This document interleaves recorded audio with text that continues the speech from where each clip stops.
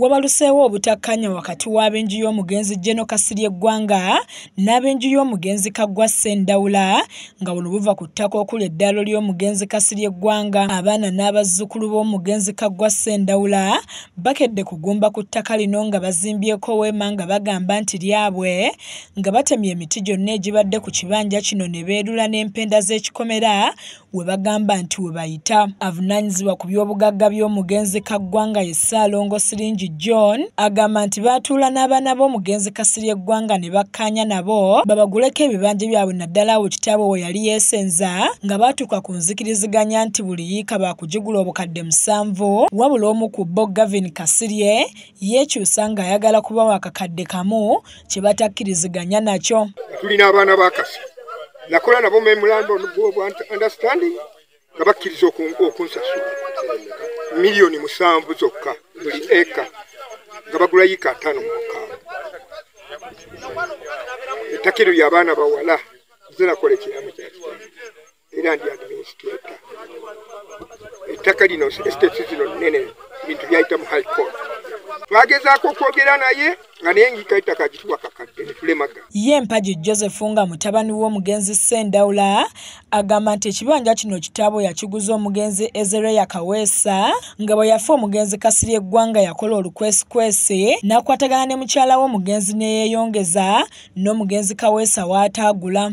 Kubanga ettaka lyali litwalibwa Kasirye yali kumpanya bukumpanya. Kitaffe yaguza Ezereya Kaweesa yiikaaga 3. Kakati ngalina mukazi we Kasirye, omukazi omusajja n'afa, Kasirye n'asigala n'omukazi ne bakwalagana.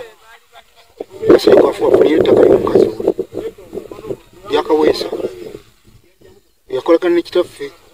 Kakati Kaweesa wafudde Kasirye n'omukazi n'amuguza wa ne Kasirye alina kufunako yiika ze yali mu mitendera egy'okugula kye yalimu kyamukulya 3 naye nga bwali mu sirikale yakozesa maanyi lino lyonna n'alitwala ekyenda.